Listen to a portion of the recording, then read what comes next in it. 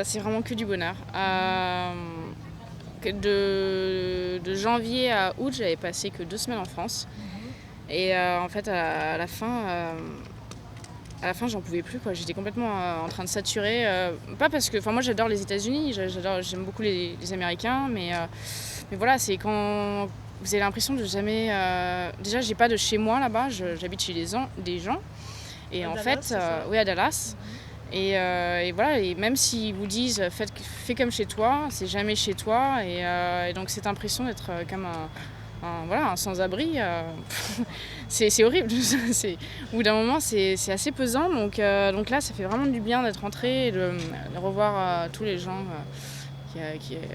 dont je suis proche depuis longtemps. Et puis de jouer chez soi devant un public familier, c'est top. C'est super sympa. Je vais rester encore un mois en France.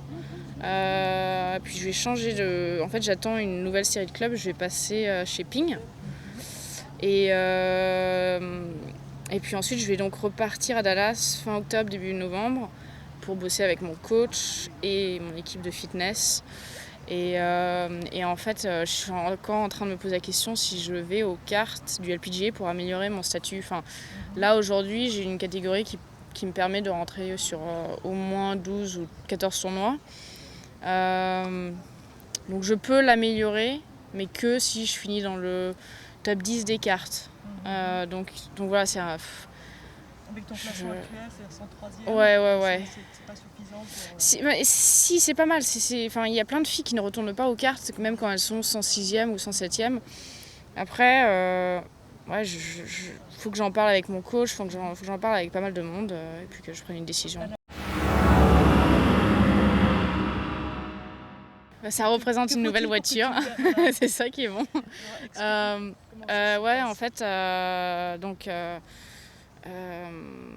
donc ils prennent une moyenne, sur 2 trous par tournoi. Et donc on a des scoreurs, des gens qui prennent les mesures. Et voilà, là je suis en tête, je crois 4 yards près, un truc comme ça. Et a priori, là, les derniers tournois qui restent, c'est les tournois en Asie où de toute façon, il n'y a pas beaucoup d'air. C'est très humide, donc la balle, elle vole pas très loin.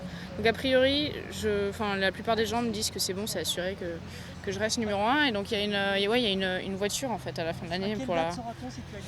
Je vais le savoir, il me semble, fin novembre.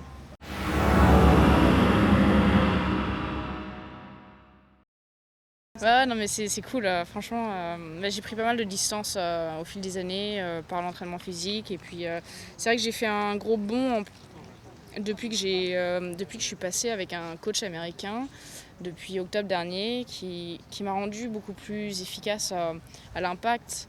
Parce qu'avant, je me relevais un peu plus, je cueillais la balle, mais un peu, et là je suis un peu plus direct dans la balle. Donc j'ai pris encore un peu plus.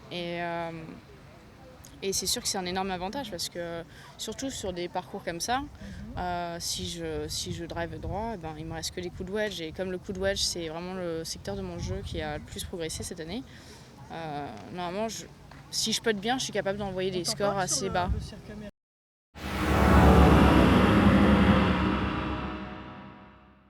À chaque fois que je joue avec des filles sur le tour, au bout de 9-10 trous, elles me disent bon, qu'est-ce que tu fais au niveau de la préparation physique? Est-ce qu'on peut venir avec toi? Est-ce que tu peux nous montrer des exercices? Et pourtant, je fais tout ce qui est de plus basique.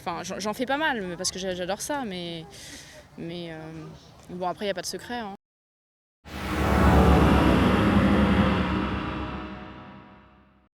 J'aimerais vraiment baisser ma moyenne de putting, c'est le plus important parce que c'est là où je vais vraiment me mettre à scorer.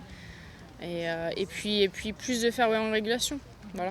Ça a été ton souci cette année pour pas... Oui, j'ai eu une très mauvaise phase. J'ai eu une très mauvaise phase et là ça va mieux. Mais je pense que là je vais vers le droit chemin, on va dire.